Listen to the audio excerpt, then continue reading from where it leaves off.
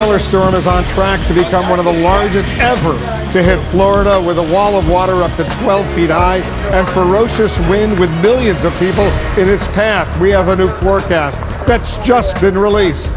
Destructive force. We're getting grim new images of the devastation Irma has caused across the Caribbean, where the storm has killed at least 24 people. And tonight, another powerful hurricane, Jose, is looming in the Atlantic. Converging paths. Multiple forecasting models now show Irma's monstrous eye striking the Florida Keys first, then whipping its way up the entire state with hurricane-force winds. Officials say the only question is how devastating the damage will be. And out of time, Florida's governor implores people under evacuation orders to leave now, and says all Florida residents should be prepared to flee soon. But for many, clogged highways and gas shortages are hindering their escape. We want to welcome our viewers in the United States and around the world. I'm Wolf Blitzer. You're in the Situation Room.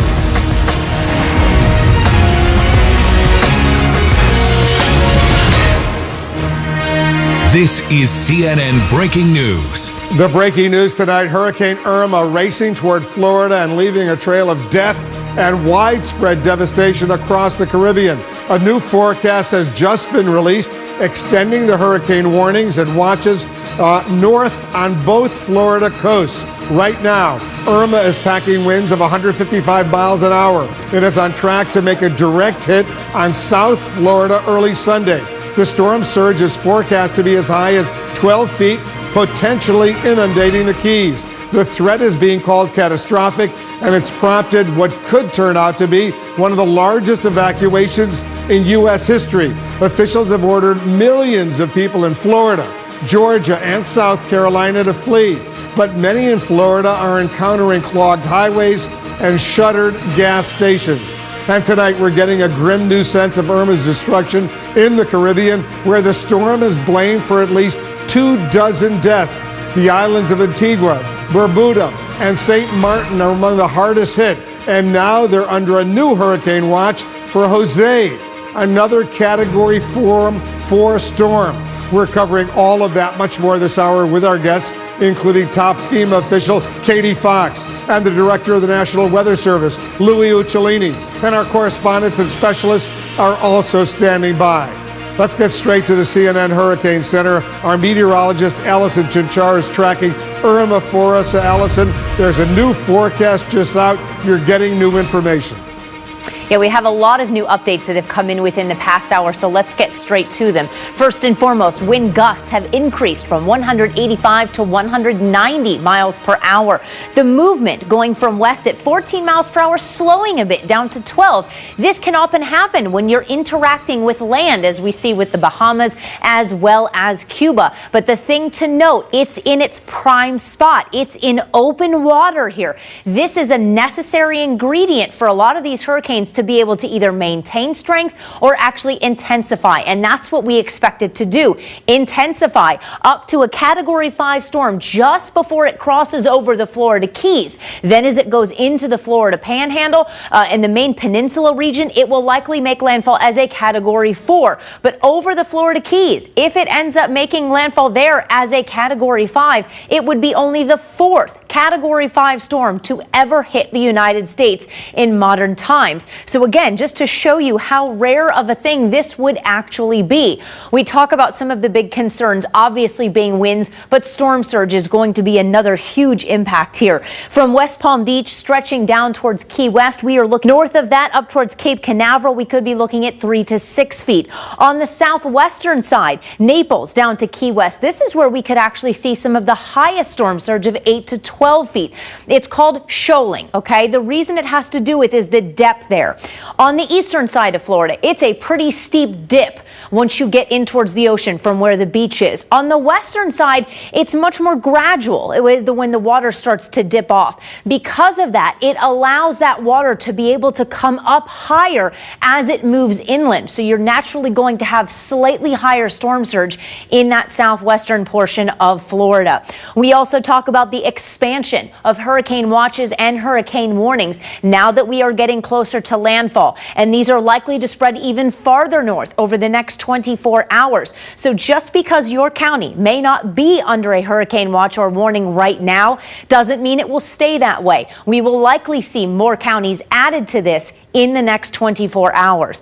Here's a look at the forecast intensity, because you have to understand the size of this storm. It is massive, and because of that, the hurricane force winds will actually extend on both sides. So it doesn't really matter if you're on the Miami side or the Naples side. You are going to get hurricane force winds out of this storm.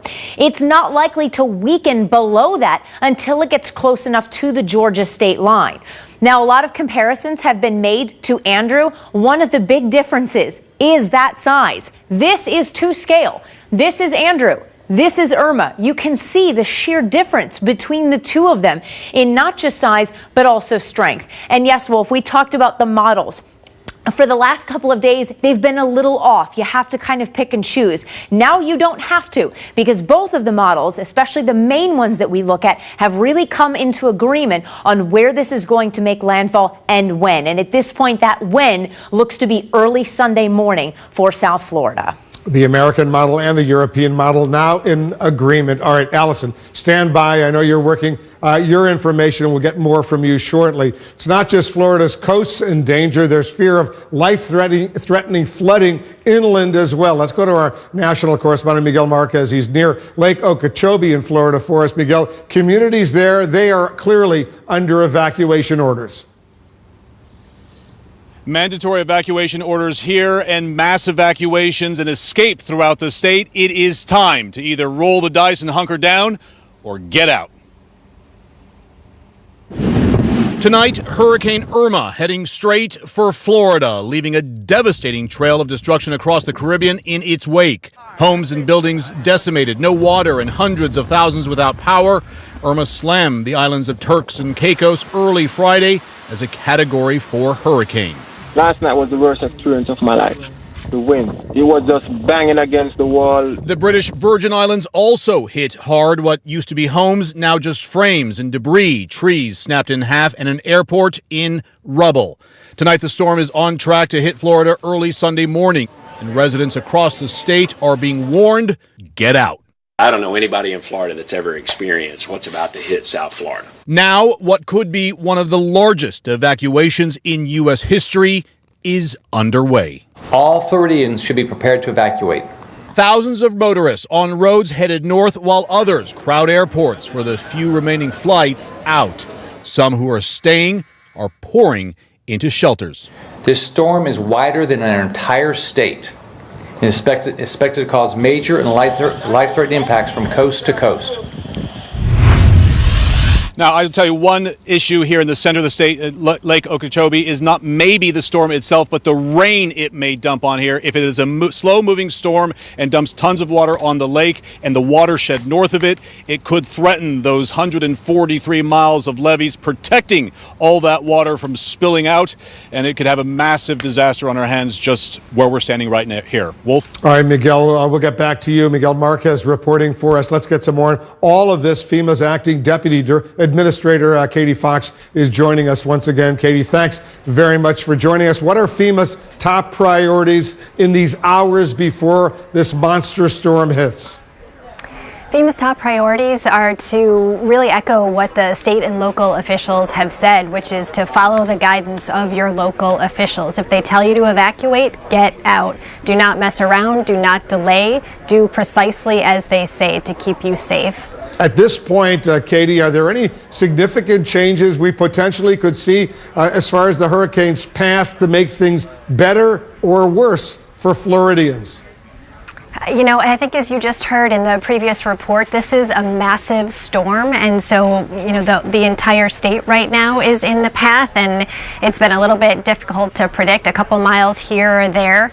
So I would just say, you know, follow the advice of your local officials, make sure that you have your supplies, your emergency preparedness kit, and that you're ready to follow those orders. At this late stage, Katie, what should Floridians, residents, visitors in Florida be doing right now if they haven't evacuated?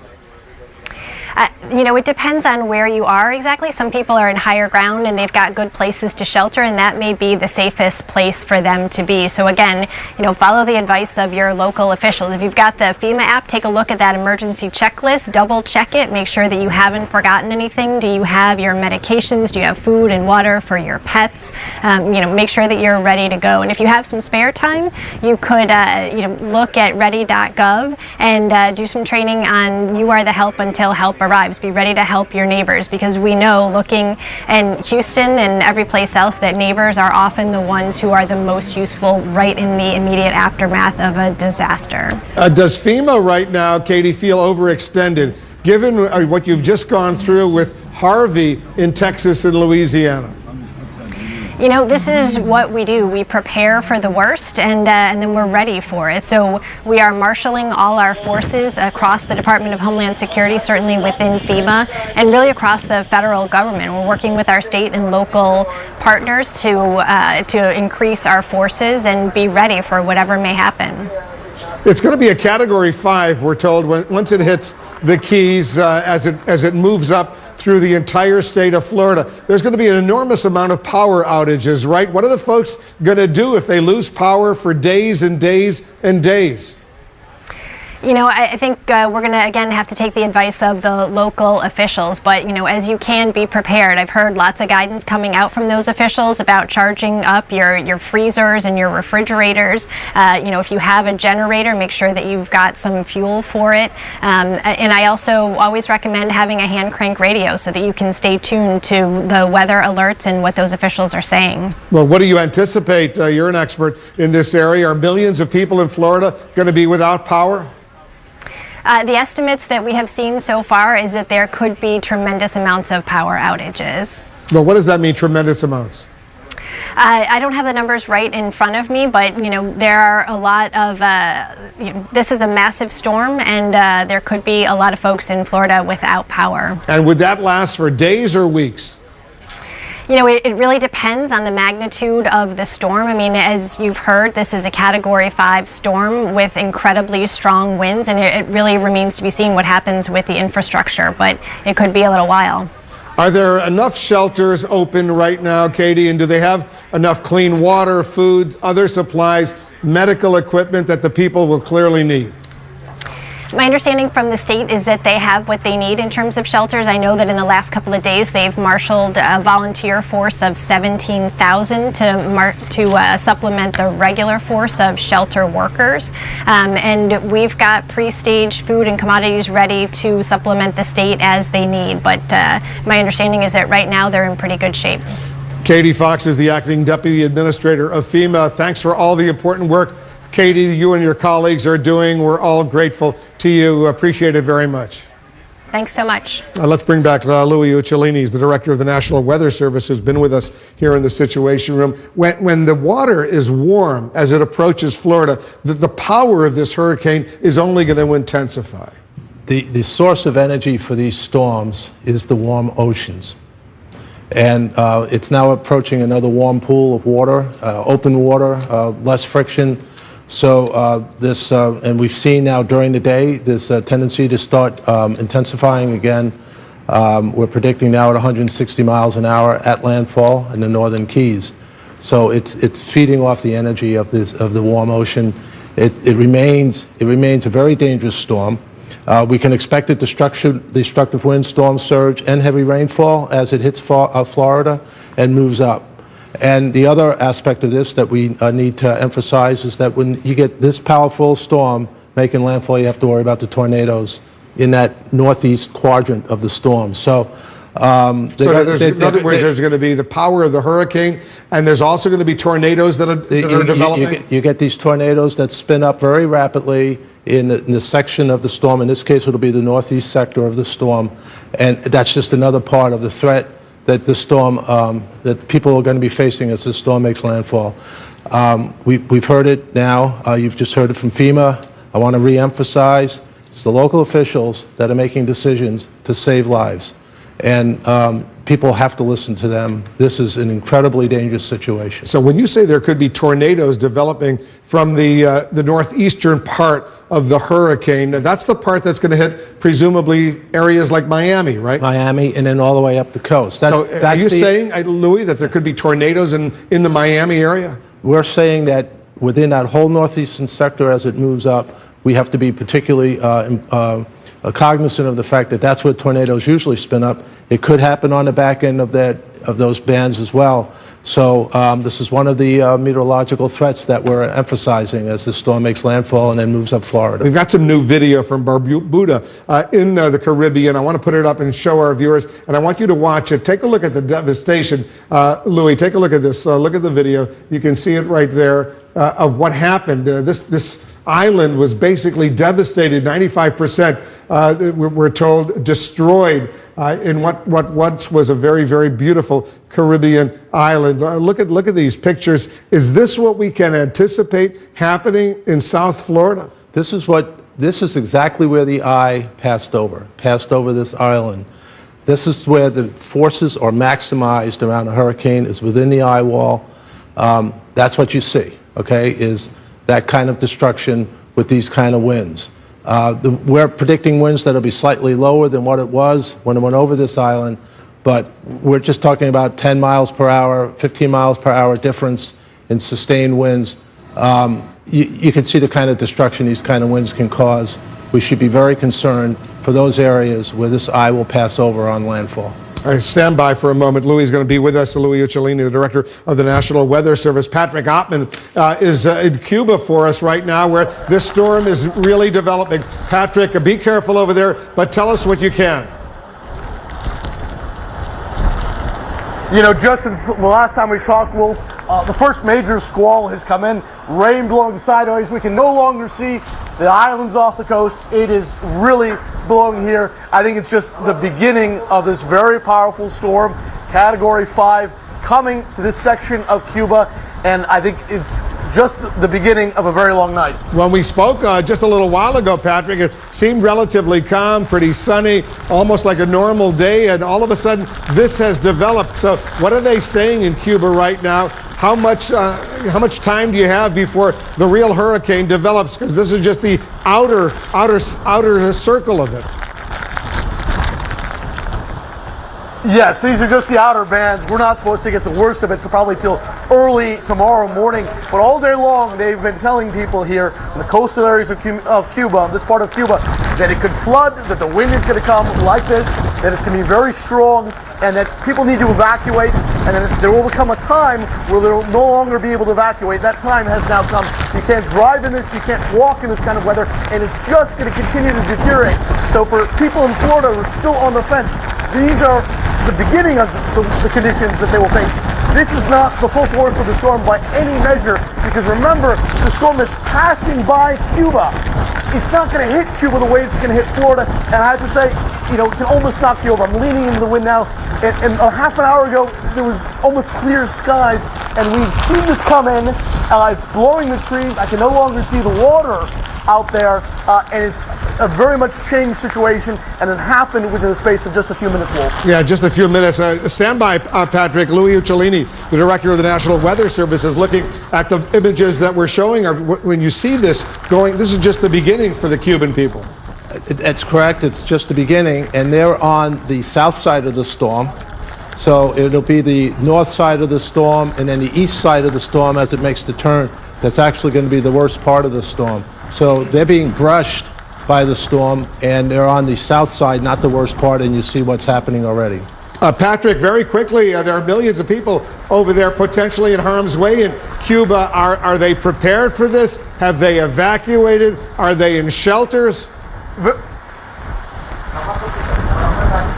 So the Cuban government says that hundreds of thousands of people across this very long line have already evacuated. Tens of thousands of tourists were taken off the islands behind me, from the hotels there, the beaches, and taken to other parts of the island or to airports where they could fly home early to cut their vacation short. Other Cubans have gone to stay with relatives, have actually gone up into caves in the mountains.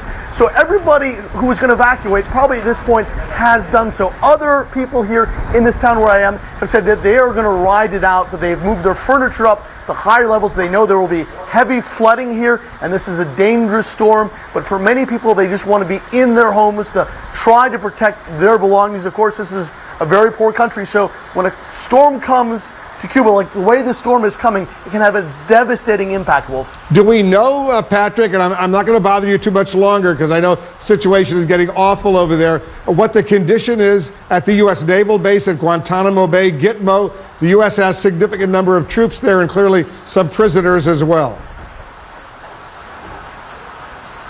Absolutely, and they were hunkering down this morning because they are a little bit further to the south. Probably the worst of the storm is going to miss them. I'm on the north central coast, so we're getting a lot more of the storm. Of course, the Cuban government has said that every bit of the coastline, the northern coastline at least, was going to be affected. The whole length, they said, up till Havana, perhaps was going to get some sort of weather. U.S. diplomats, for the first time since I've lived here 6 years ago, 6 years now, evacuated. They were allowed to evacuate. They didn't have to evacuate, but the State Department said that if diplomats wanted to leave from the embassy in Havana, they could do so, and many people took them up on that offer. Of course, this storm is going to continue to go along Cuba tonight and tomorrow, and then go up into Florida. So it just shows you how quickly the conditions can deteriorate, Wolf, and become quite a scary situation. Patrick Ottman, one of our courageous journalists. We have journalists all over the path of Hurricane Irma right now. Thanks very much. Be careful over there.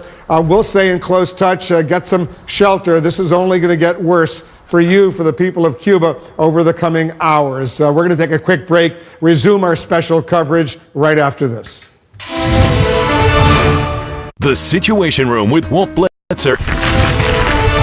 This was the scene only moments ago in Cuba. Watch this, Hurricane Irma beginning to hit Cuba. That's our correspondent, Patrick Ottman, been reporting in sunshine till a little while ago. Then all of a sudden, he was caught in the wind and rain. This shows you how quickly the bands of rain and wind can hit. Patrick now is safe. He's under cover, but there he is. You saw what was going on. We're going to check back with Patrick shortly. There's a new forecast that's just been released extending the hurricane warnings and watches north on both Florida coasts. The storm now is expected to be a Category 5 when it first makes landfall over the Florida Keys. Let's go back to Florida right now. The mayor of Fort Lauderdale, Jack Seiler, is joining us right now. Mayor, thank you so much for joining us.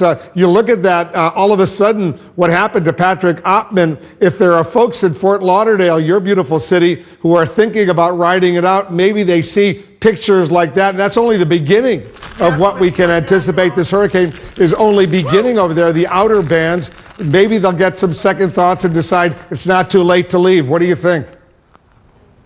No, you're 100% right, Wolf. You know, between the visual of this storm with the immensity of it, the intensity of it, and then to see it just firsthand like that right on the screen, this storm looks just outrageously huge from space. It looks huge from the ground. And then to see what it just did to your correspondent, it's scary. And we've been warning our neighbors, we've been warning our visitors, and we have made sure that we have been ready and prepared for this storm for several days. And CNN's put a spotlight on it and has made it known to everybody that this storm is coming. When is the last chance, Mayor, for the folks in Fort Lauderdale, and a lot of our viewers have been there right along the Atlantic, when's the last chance to get out? Well, we've been telling people tonight, we want everybody in their higher, drier, safer space tonight. And so we've got police officers on the causeway bridges. I was out on the beach earlier today. I was just out on the beach about an hour ago. And we're trying to tell people that unless you're there for a specific reason, this is an evacuation zone. You know Fort Lauderdale. It is a barrier island on the east side that is all subject to flooding. And then as you move with about 200 miles of navigable waterway, we have low-lying areas.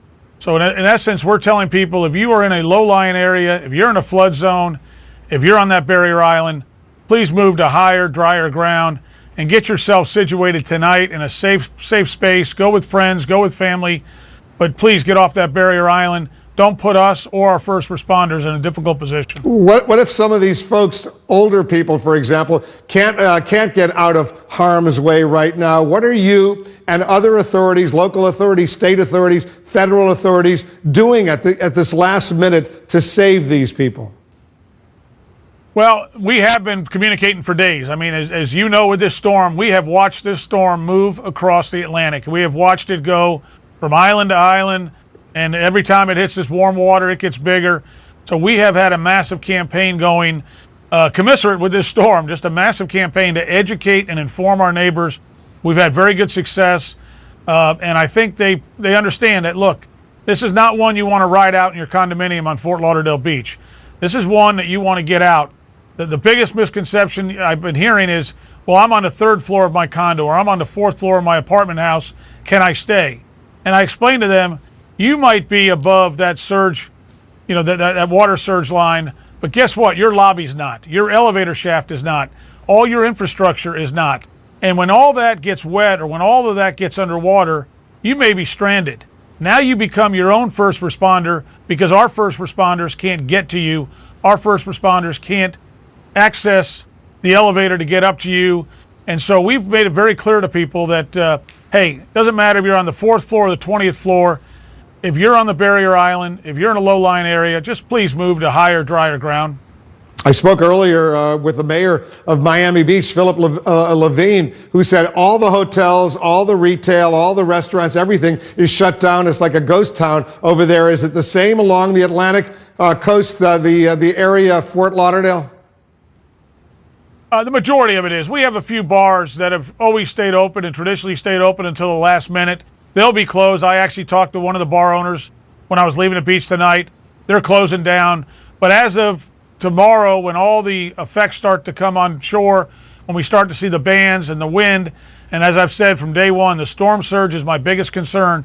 But when we start to see those issues tomorrow, we'll have a curfew in place, and we'll be very strict in terms of enforcement.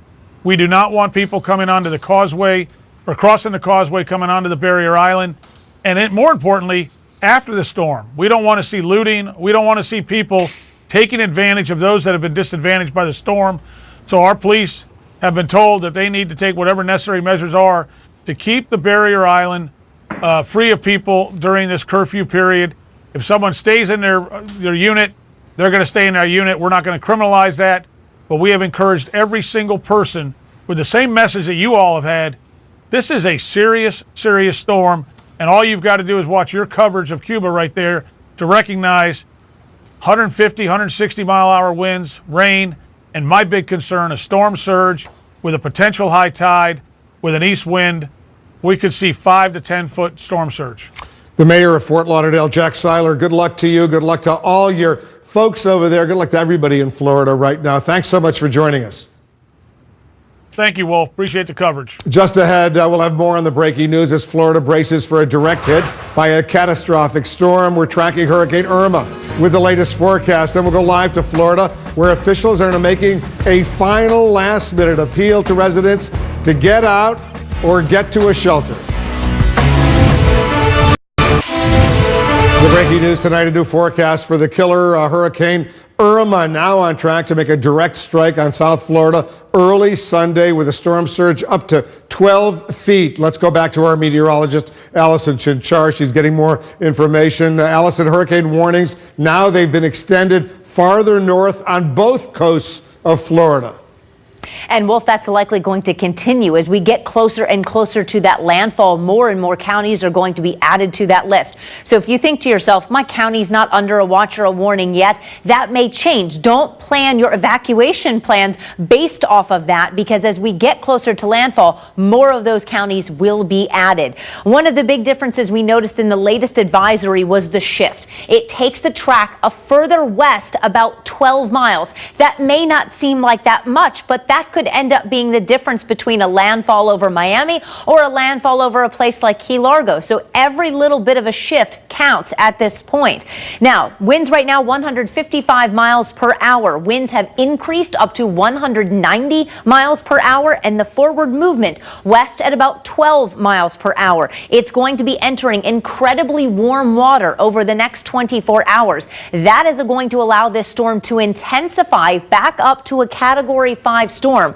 We expect the winds very early Sunday. We're talking, say, around midnight to 4 a.m. to be around the 160 mile per hour range. 157, by the way, for reference, is when we make that flip back over to a Category 5. So it's expected to be a Category 5 as it goes over the Florida Keys. Then when we get back to the main peninsula here, it's likely to go as a Category 4 and then weaken very quickly after that point. Storm surge is going to be one of the big concerns with this storm. We're talking West Palm Beach down towards Key West. We could be looking at storm surge of 5 to 10 feet. Further north of that, stretching up towards Cape Canaveral, about 3 to 6 feet. Tampa down towards Sarasota, 3 to 5 feet. And then again, Naples down towards Key West. This is where we're going to have the highest amount of storm surge, expected around 8 to 12 feet. Keep in mind, a single-story building is on average 10 feet tall. So you're talking the entire first story of a ranch home, for example, underwater. Very similar to what we saw in Houston during Harvey.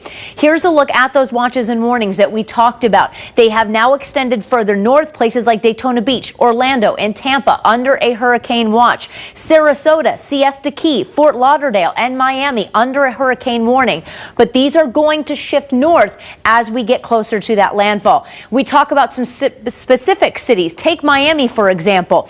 In order for them to start feeling those tropical storm force winds, that could arrive as early as 5 a.m. tomorrow morning. Hurricane force winds could arrive as early as 6 a.m. on Sunday morning.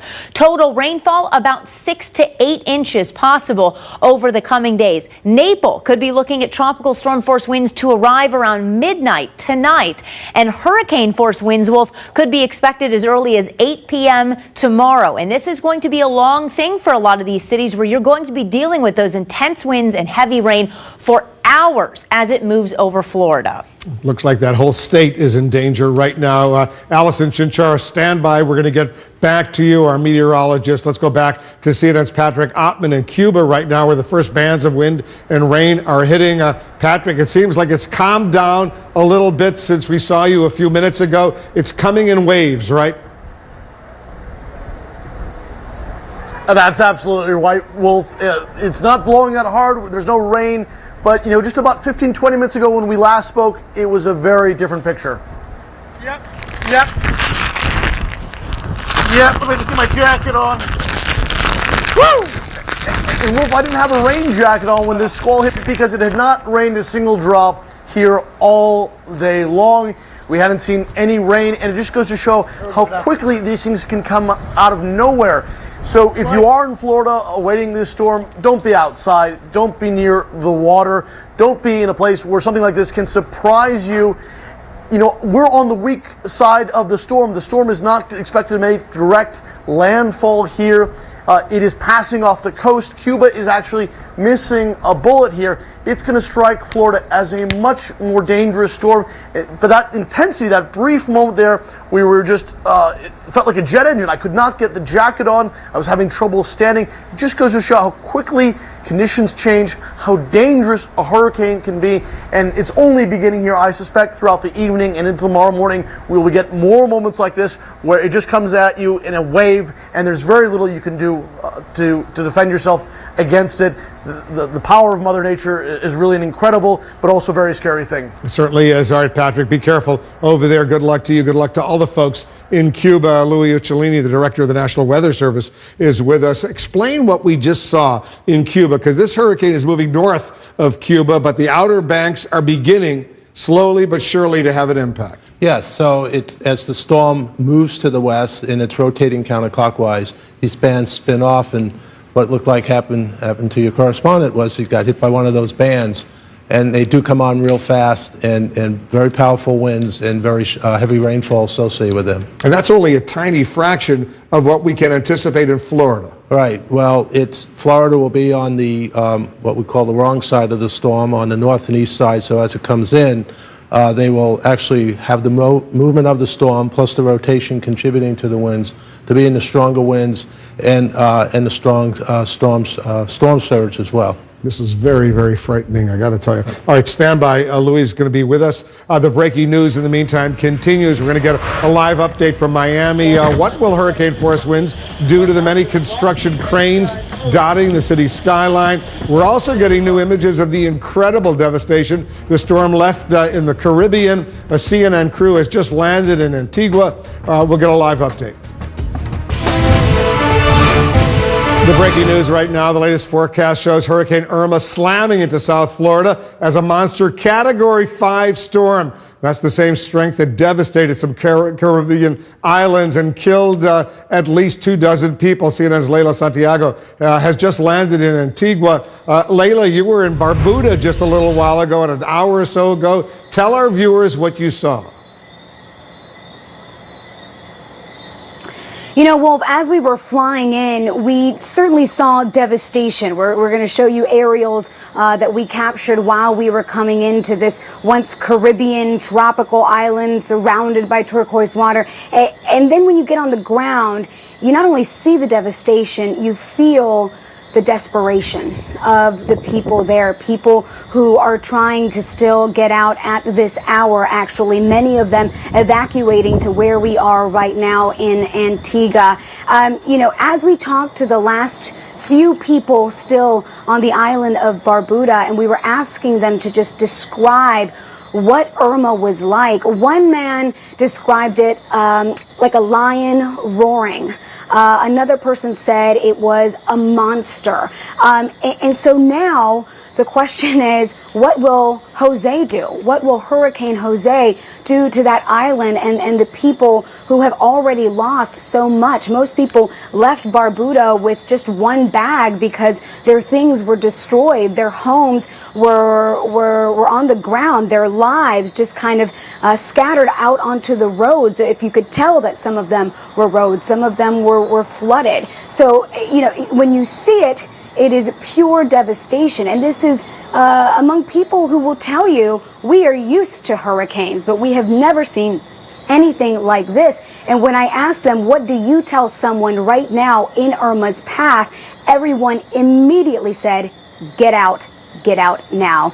They have certainly felt the wrath of Irma and are waiting to see what Jose will bring. Yeah, Jose is the other hurricane that's moving apparently right towards Barbuda right now. The last thing they need, another hurricane as they try to do at least some recovery. All right, Leila, good work. Thank you so much for reporting that. Those images are so stark, and a clear warning to all the folks in Florida as well. If you haven't evacuated, you still have a little time. Do it now. So what will Irma's devastating winds do to Miami, for example, if that city, it's a huge city, takes a direct hit? Let's go back to CNN's John Berman. He's on the scene for us. John, there are a lot of construction cranes dotting the city's skyline. What happens to them? Because potentially, if they collapse, that could be a huge danger. It's a big fear here, Wolf. There are more than 20 of these cranes up around the city. It's a sign of the progress in Miami and just the booming economy here. There's a lot of construction going on. These cranes are designed to withstand 145-mile-an-hour winds. That is what we're told. The problem is, as you know, Irma's going to hit as a Category 5 storm somewhere in South Florida. That could bring winds of 155 miles an hour or higher. So that is above the threshold where these cranes really are safe. And one of the building officials here in Miami said, I would not advise staying in a building next to a crane. They're telling people, if you do live next to one of these cranes, get out, evacuate. They couldn't take them down. It takes 5 to 6 days to dismantle them, and they would be in the streets and they would just clog up the evacuation process. So that is why they are still standing. One particular note, the booms, you can see the arms up top. They can't tie them down. Why not? If they tied them down, it would serve like a sail and offer too much resistance and then pull everything down. So they're designed to swing. like weather vanes, which can be awfully disconcerting if you can see it moving in the wind. We have some pictures from Puerto Rico. You can see one of these cranes swinging in the wind, and I think it scares a lot of people, but that is the way it's supposed to react. Again, if it gets higher than 145 miles an hour, it could be a real problem. And sometimes things just don't work out even when the wind speeds are lower than that. You'll remember during Superstorm Sandy, not even hurricane level winds in New York City, there was a crane that did partially come down. There were evacuations necessary. 900 people had to leave a building nearby in New York City. So you can see why people are watching these cranes so carefully. Wolf. Yeah, the higher you go, the more intense the wind as well. John Berman in Miami for us. Thanks so much for your reporting. Much more on the breaking news coming up. We'll be right back. Breaking news, the latest forecast shows Hurricane Irma slamming into South Florida as a Category 5 storm. Let's bring back the National Weather Service Director, Louis Uccellini. Louis, you got to give us some perspective on this. Folks are watching right now, and this is a historic moment. You know, we've been here comparing this storm to Andrew. Andrew was 25 years ago. It was a smaller storm than we have here in terms of the size. We have a new generation of Floridians that haven't experienced anything like this. For those people in South Florida that get hit with this storm, it's a powerful, dangerous, catastrophic storm. This will be their big one. I want to show our viewers once again some of that drone video over Barbuda, which basically that whole island was destroyed. Look at these pictures. Is this what the people of parts of Florida should anticipate in the coming days? This island got hit by the eye of the storm. Maximum winds, maximum power of that hurricane. Where this eye hits, as it is approaching southern Florida, and it does have the potential to re-intensify, you will see winds that can do this kind of damage to buildings that aren't, that might not be as structurally sound as other buildings. So what we're seeing here is the capacity of this storm to do this kind of damage. So people should take heed of the local officials and follow their instructions. So the eye, the most dangerous part, where do you anticipate it will hit? Right now we're predicting this eye to make landfall in the northern Keys at 160 miles an hour. And when that happens, that part of Florida and points north as this storm moves northward will create a destructive path. We've got strong winds, we've got potential tornadoes, we've got very heavy rains, and we've got the storm surge right along the coast. You got all of these catastrophic effects that will be maximized at landfall as it hits southern Florida. You with the National Weather Service, you're working together with other federal, state, and local authorities right now. Yes, and you're seeing the results of this consistency and message from all of these emergency managers working together.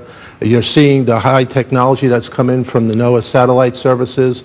We've got people flying planes into the hurricane tonight, and we've got people standing by to check the ports in the Ocean Service. This has been a team effort, and I'm really proud of it, and I'm really proud of the National Weather Service. And we're grateful to all of you and the entire team. Louis, thank you very much. That's it for me. Thanks very much for watching. CNN's special breaking news coverage of Hurricane Irma continues right now.